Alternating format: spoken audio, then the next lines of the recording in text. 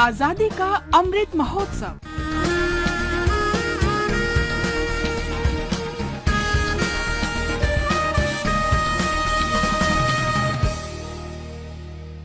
आजादी का सफर आकाशवाणी समाचार के साथ। आज की इस कड़ी में हम राष्ट्रवादी हंसा जीवराज मेहता का स्मरण कर रहे हैं।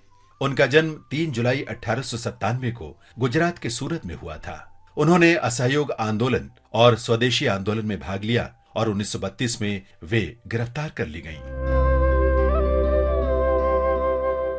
हंसा जीवराज मेहता ने बड़ौदा कॉलेज में दर्शन शास्त्र का अध्ययन किया और उसके बाद इंग्लैंड में पत्रकारिता और समाज शास्त्र का अध्ययन किया। 1920 में लंदन में निवास के दौरान हंसा मेहता की मुलाकात सरोजिनी नायडू से हुई, जिन्होंने बाद में उन्हें महात्मा गांधी से मिलवाया और उन्हें स्वाधीनता आंदोलन से जोड़ा। हंसा जीवराज मेहता का राजनीतिक जीवन 1937 में बम्बई विधान परिषद के चुनाव में जीत के साथ शुरू हुआ।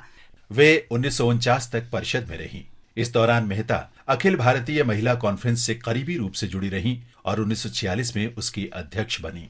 अध्यक्ष के रूप में कार्यकाल के दौरान उन्होंने भारतीय महिलाओं के अधिकारों और कर्तव्यों के चार्टर का मसौदा तैयार किया। इस चार्टर में महिलाओं के लिए समानता और नागरिक अधिकारों की मांग की गई थी। मेहता ने 1946 में महिलाओं की स्थिति पर संयुक्त राष्ट्र की उप समिति के सदस्य के रूप में भी कार्य किया। वे संयुक्त राष्ट्र मानवाधिकार समिति की सार्वभौम घोषणा के दौरान एलिनोर रूजवेल्ट के साथ उपाध्यक्ष रहीं। मेहता मुंबई में श्रीमती नाथीबाई दामोदर ठाकर से विश्वविद्यालय में नियुक्ति के साथ भारत में पहली महिला वाइस चांसलर बनी।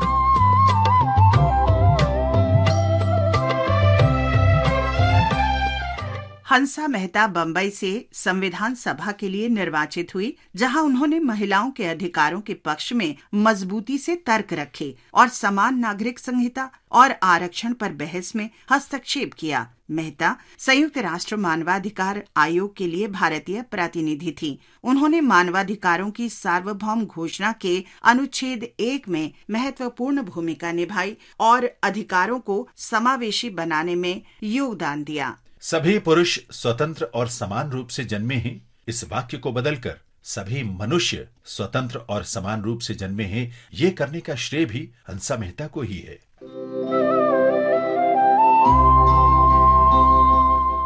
भारत सरकार ने 1959 में हंसा जीवराज मेहता को पद्म भूषण से सम्मानित किया। 4 अप्रैल 1995 को उनका निधन हो गया। भारत की इस महान बेटी हंसा मेहता को आकाशवाणी का शत-शत नमन।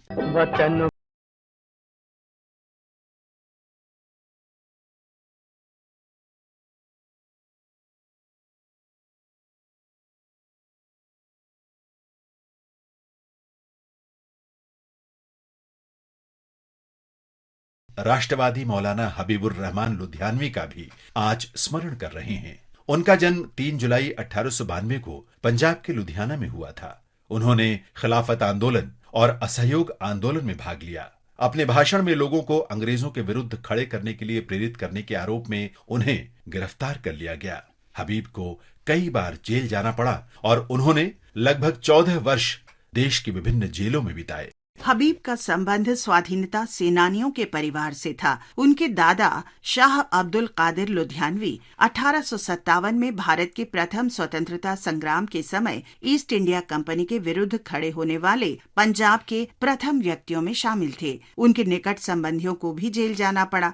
उनकी पत्नी स्वाधीनता सेनानी शफ्तुन्निसा बीवी ने अपने परिवार पर ब्रिटिश पुलिस के क्रूर दमन के बावजूद हबीब का समर्थन किया।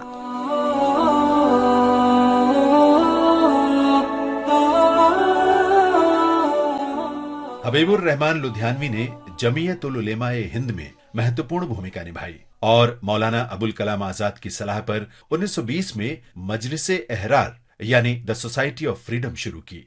केंद्रीय असेंबली में भगत सिंह द्वारा बम फेंके जाने की घटना के बाद अंग्रेजों के दमन के भय के बावजूद भगत सिंह के परिवार को शरण देने के लिए मौलाना लुधियानवी आगे आए। उन्होंने 1931 में शाही जामा मस्जिद के निकट लगभग 300 अंग्रेज अधिकारियों और पुलिस के सामने भारतीय ध्वज फहराया। इसके लिए उन्हें गिरफ्तार कर लिया गया। जब अंग्रेज अधिकारियों ने लुधियाना रेलवे स्टेशन पर हिंदुओं और मुसलमानों के लिए पानी के अलग अलग घड़ों की व्यवस्था की, तो उन्होंने हिंदू, मुसलमान और सिख कार्यकर्ताओं की सहायता से वो घड़े तोड़ दिए। इसके लिए उन्हें दोबारा गिरफ्तार कर लिया गया।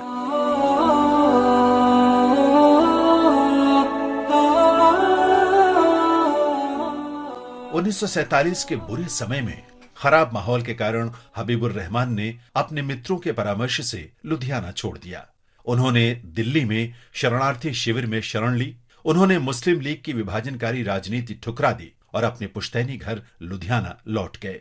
स्वाधीनता और मरते दम तक लोगों की स्वतंत्रता के लिए प्रतिबद्ध हबीबुर रहमान लुधियानवी की मृत्यु 2 सितंबर 1955 को हुई।